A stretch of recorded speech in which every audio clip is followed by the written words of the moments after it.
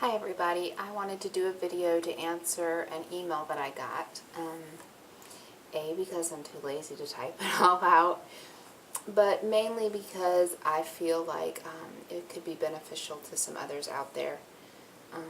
This is specifically gastric bypass related, so those of you that are watching my pregnancy journey probably won't get much information out of this.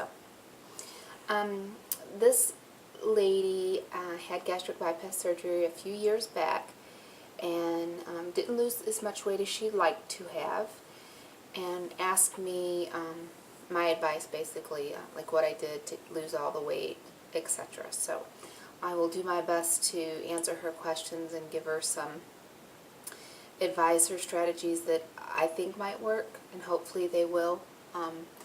But first, let me say that I'm not a professional, so if you have means to speak to a nutritionist, especially one that has experience in gastric bypass, I would definitely, absolutely recommend that, because they will have a wealth of information, more than I would have. So let's see, she asked what worked for me. I did it by the books, and probably a little more strict than by the books. My dietitian's program actually had a lot more carbs in it than I was personally comfortable with. I have PCOS, and so does the lady that emailed me. And I know from research and from my doctor that a low carb, no carb diet is especially friendly for people for PCOS. So, plus I knew that I had had success on no carb, low carb diets in the past, and because protein was so vital, especially directly post-surgery, my pouch was prime real estate, so I wanted to fill that up with the protein and vegetables and stuff like that. But that's not saying that I didn't do beans and restrict the carbs that came from fruits and stuff, but I did restrict pastas, rices, those kinds of carbs. So I ate small portions. I measured my food religiously in the beginning, and have adapted to smaller bowls and plates to help me keep track of the portions now, so that I'm not measuring so much. Lots of fluids, and non-calorie fluids is important. You don't want to drink those empty calories. So I did a lot of Crystal Light, decaf teas, that sort of thing. I really pushed my protein. I did lean proteins, and I ate them first. So I would eat, probably of my 2 or 3 ounce serving of protein, I would eat, a good 3/4 of that before I had bites of vegetables or fruits with my meals. I journaled my food. You would be surprised how much junk you don't eat when you're accountable like that. Just being accountable to yourself, and don't fudge on it. Journal it religiously. So get back to measuring your food and then comparing it to the serving sizes. Because you might think, oh, I just had a handful of nuts. Well, 1 ounce is a serving size, and it's like 210 calories or more for a serving of nut. Or did you eat 3 ounces when you really thought you only had 1 ounce? So, a support group. I'm glad you're out here, and there's a lot of people out here that know what's going on. They follow the rules, so you'll get a lot of good advice. But when I first had this surgery, my surgeon said that he's found that the people that are most successful are the ones that attend support groups for at least a year post-op. So I think in my 19 months I might have missed 2 or 3 monthly support group visits. Excuse me. It just helps identifying with somebody that's in the same boat that you're in. Plus, like I said, being accountable to other people is very beneficial. Exercise. I'm not one of those that just let the tool do all the work. I was working out a good 5 days a week at the gym, and then doing walks on top of that. So I would do my cardio at the gym, half hour of cardio, and then half hour, 45 minutes. It worked its way up of arms one day and then legs the next day, and then I would build the sets of reps that I did. So, you know, I might have only been able to do 10 to start with, but then in a couple weeks I did 2 sets of 10 on the strength training and stuff. So, and then I walked at work.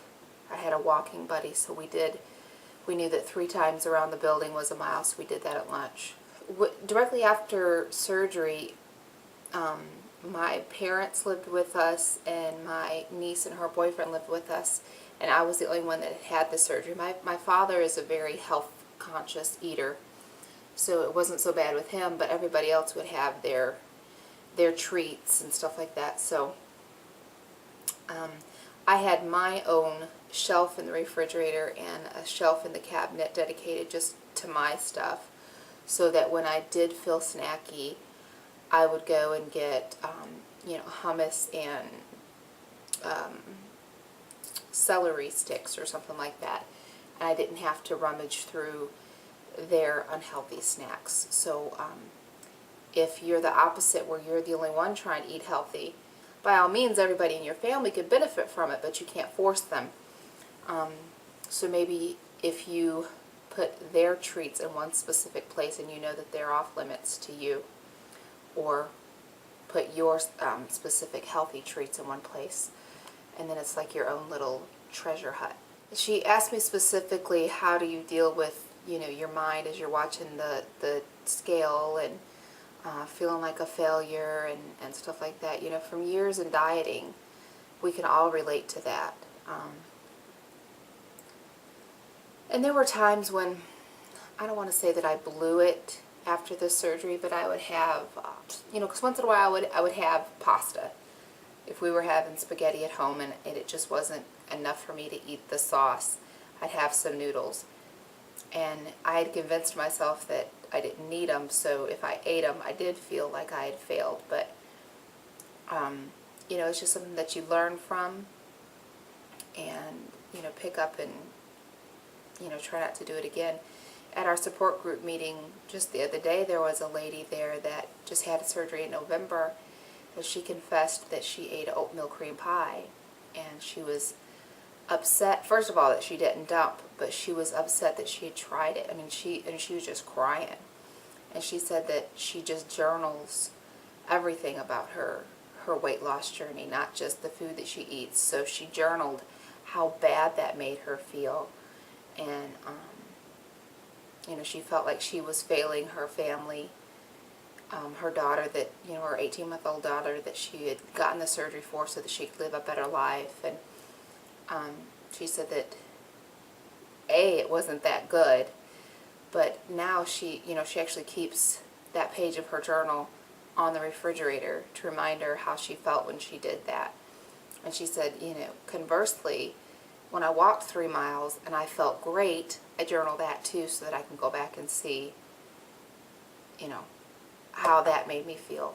Just know that you've had the surgery, yes, and it's been a few years, but just get back to basics.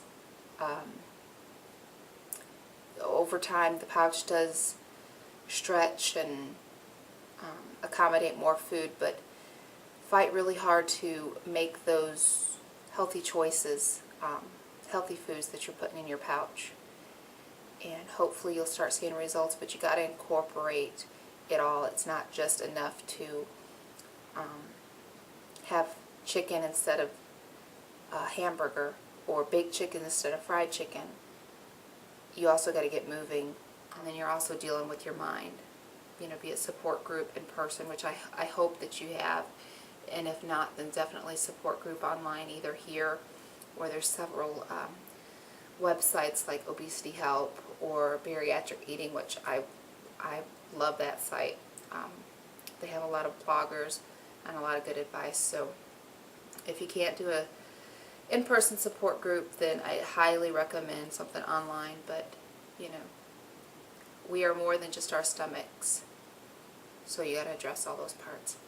hope it helped. If you have any more questions, if it sparked any more, then please let me know. If there's anybody else out there that has struggled, that could offer some advice, maybe do a video response to this so that she can see the other advice that we have out there. Alright, thanks. Y'all take care. Bye-bye.